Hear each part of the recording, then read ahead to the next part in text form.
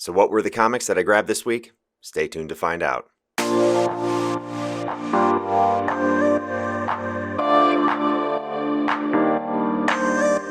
Alright, well thank you for sticking around. It is Wednesday, February 10th.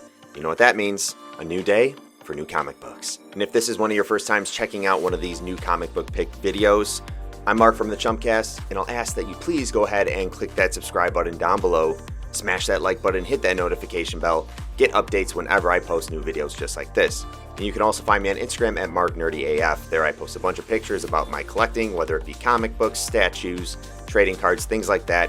It's all up on Instagram, so hit me a follow there. First, I'll kick off the indie titles. The first book I have here is Haha #1. This is a second printing, and this book right here is written by Maxwell Prince. He's most notable for being the creator of Ice Cream Man, which is a hit series with Image Comics as well. And similar to Ice Cream Man, this has a bunch of smaller stories all wrapped up within the issue. Some of them are dark, some of them are depressing, some of them are actually funny. They're all over the place, but I will say they do have a purpose. Personally, I was a big fan of Ice Cream Man. I'm going to go all in on this series just because Maxwell Prince is on this title. If you didn't get a chance at that first print, we now have a second print. Here's your chance. I would recommend picking this up. Next up is actually another Image series, and it is brand new. This is Radiant Black #1. The writer on this is Kyle Higgins. He's done work on The Rise of Ultraman, Mighty Morph and Power Ranger comics. And to give you a little bit of background as to what this is about, it's about this guy named Kyle. He's 30 years old. A lot of shit is going wrong in his life. And he somehow stumbles upon these cosmic radiant powers, which give him an opportunity to change his fortunes. And of course, there's aliens that these powers belong to. I would assume they're going to come down to Earth, try to find Kyle. Kyle might end up fighting them off or just run away from them. Who knows? I think this has some potential. With Image Comics, I always want to take a chance on their new series. You never know if something's going to get optioned for a TV show, a movie, whatever it may be. I think you should consider picking this up. It does sound like a cool concept to a new character. Could turn out to be something great. Oh, also, there are a bunch of covers. That was cover A I just showed you guys for Radiant Black. This is the 1 in 25 incentive variant. I thought it was pretty sweet. This is a David Finch cover. Yeah, you're going to be shelling out close to $20-25 for this, but I just fell in love with this cover when I saw it, so I grabbed it. I think this series could go somewhere. We'll see. All right, on to Marvel. We have Star Wars Darth Vader #10. Not the biggest Star Wars fan, so don't rip me apart, guys, but I do believe this is the first look we get at the wasteland planet Exegol. I'm not sure what movie that first appeared in or if it was in the books, but I'm pretty positive that comic-wise, this is going to be the first time we get a look at things that are happening on that planet. So for that reason, I was more interested in grabbing it. I think this cover is also pretty awesome. You can see Darth Vader there trucking through the storm, I would assume, on Exegol. And I do have to go back and continue reading this. I think I stopped after issue 3. But I just think this could end up being one of those key issues that come out of a Star Wars series. So for that reason, I decided to pick it up. Okay, and continuing with Marvel, this is actually one that I am fully caught up on as of issue 2. This is issue 3 for Wolverine Black, White, and Blood. And I think this series has been awesome. The art is phenomenal. It's unlike anything else that's happening right now in comics. Amazing illustrations throughout it. But the one thing that really stands out is the coloring. The coloring is all in black, white, and red. And then gray, of course, whatever. But you get the gist. It's really unique compared to everything else happening in comics right now. And it just gives a real distinct feel as you read it. There are a lot of writers on this, but I would say the storytelling throughout it has been pretty good.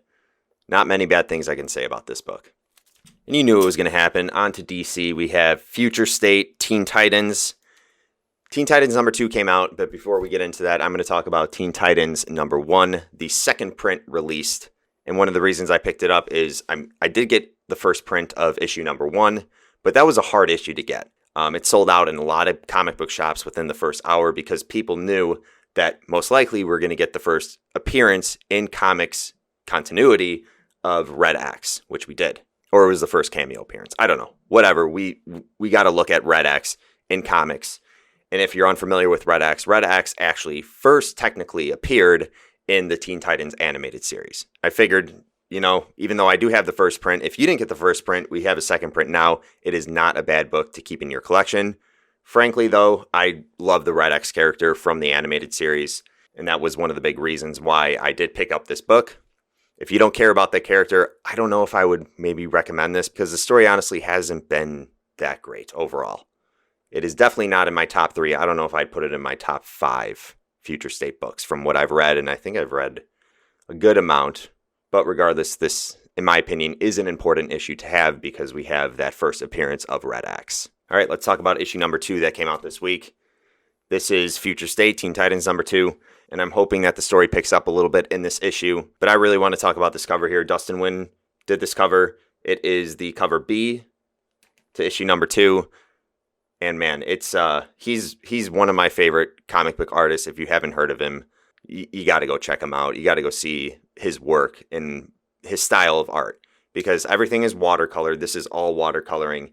He has produced some of my favorite depictions of DC characters. And he's also done great art within some indie series, like Descender is a huge one that he does with Jeff Lemire.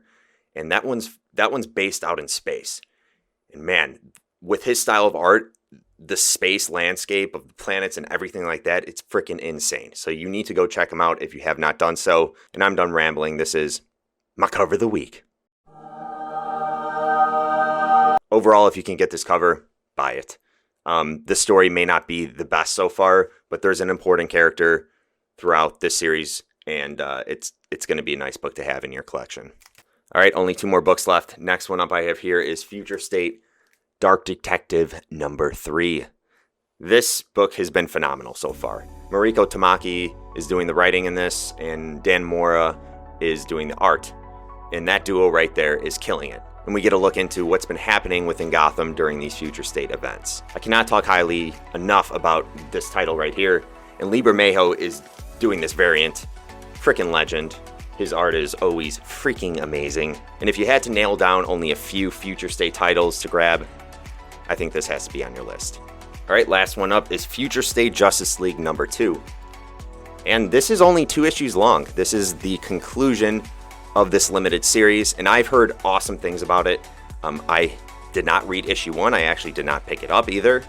And I decided to pick up issue 2, not just because I heard the story is great, but I really do love this cover here.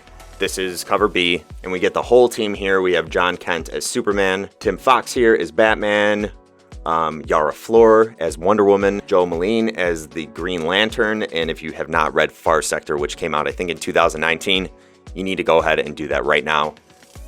Man, that is just a squad right there. I would be shitting my pants if I were a villain and I did something and they were coming after me. Holy crap. Anyways, I'm looking forward to reading this one. If you're like me and not caught up, you might want to consider grabbing the second issue and issue 1 as well. All right, well, those are my comic book picks for this week. But before you head out, leave a comment down below.